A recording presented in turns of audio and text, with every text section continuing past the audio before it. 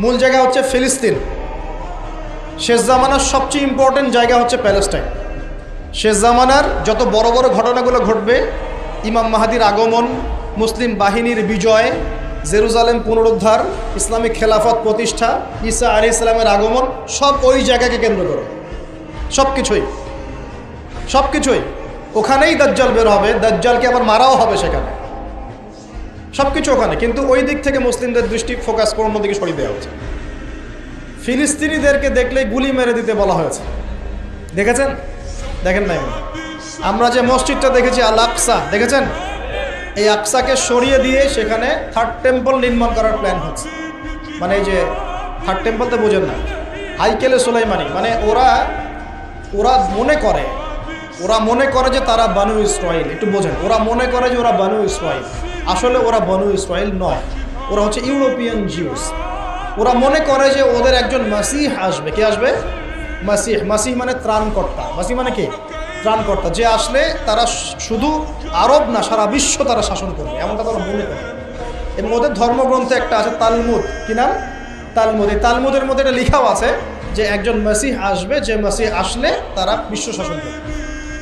বাস্তবতা হচ্ছে ওই মাসিহ এসেছিলেন, আসেন নাই? ওই মাসিহ সত্যি এসেছিলেন, কিন্তু তারা তাকে চিনতে পারে না। সেই মাসিহের নাম কি? নবী ঈসা আলাইহিস সালাম। আমরা বলি না মাসিহ ইবনে মারইয়াম, আমরা বলি না ঈসা আলাইহিস সালামকে আল্লাহর মাসিহ না, ত্রাণকর্তা। ঈসা আলাইহিস সালামকে তারা চিনতে ব্যর্থ হয়েছে এবং তাকে তারা হত্যারও চেষ্টা করেছিল, কিন্তু আল্লাহ রাব্বুল আলামিন তাকে উঠিয়ে নিয়েছেন কোথায়?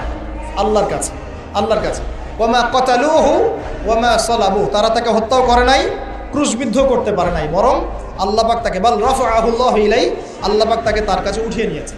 তো বিষয়টা কি দাঁড়ালো? ওরা মনে করে যে ওদের একজন মাসিহ আসবে, যেই মাসিহ আসলে পরে তারা সারা বিশ্বটাকে শাসন করবে। ঠিক আছে?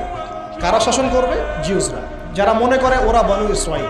আসলে তারা বানু ইসরাইল নয়, তারা ইউরোপিয়ান জিউস। এখন ওরা চায় এই মসজিদ আকসাকে সরিয়ে দিয়ে ওখানে হাইকেলে সুলাইমানি নির্মাণ করে।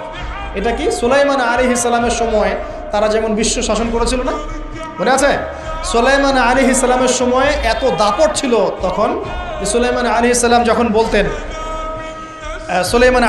যখন বলতেন যে বাতাসকে যা ফ্লাই করতে, তখন এই সিংহাসন বাতাসে ফ্লাই করা শুরু করতো না?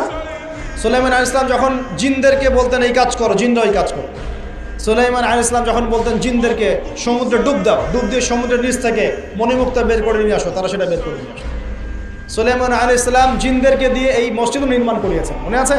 ওই যে লাঠির মধ্যে ভর দিয়ে তিনি দাঁড়িয়েছিলেন এবং লাঠি জমিনের পোকা খেয়ে ফেলেছিল। আর সুলাইমান আলাইহিস সালাম তখনই কিন্তু ইন্তেকাল করেছেন। যখন পড়ে গেলেন তার দেহটা, তখন জিনরা বলেছিল যে আমরা যদি জানতাম যে সুলাইমান মারা গেছে তাহলে এই শাস্তি ভোগ করতাম। আছে না কুরআনে? তো সুলাইমান আলাইহিস সালামের সময় তাদের এত ক্ষমতা ছিল যে ওই যে সাবার রানী বিলকিস, মনে আছে? হুদহুদ পাখির ঘটনা। হুদহুদ পাখি এসে বলছে যে ওইখানে একটা দেখলাম সাবার রানী সূর্যকে পূজা করে। তো সুলাইমান আলাইহিস সালাম বলছেন, কোন জিন আছো যে আমি এখান থেকে ওঠার আগে ওকে নিয়ে আসতে পারবো? এক জিন বলছে যে আপনি এখান থেকে উঠে দাঁড়ানোর আগেই ওই সিংহাসন নিয়ে চলে আসতে পারবো। কত শক্তি চিন্তা করেন। তো সুলাইমান আলাইহিস সালাম বলছেন এতে হবে না। আরেকজন জিন যার কাছে কিতাবের জ্ঞান ছিল, মানে সে আলেম ছিল, সে বলছে যে আপনার উঠতে হবে না,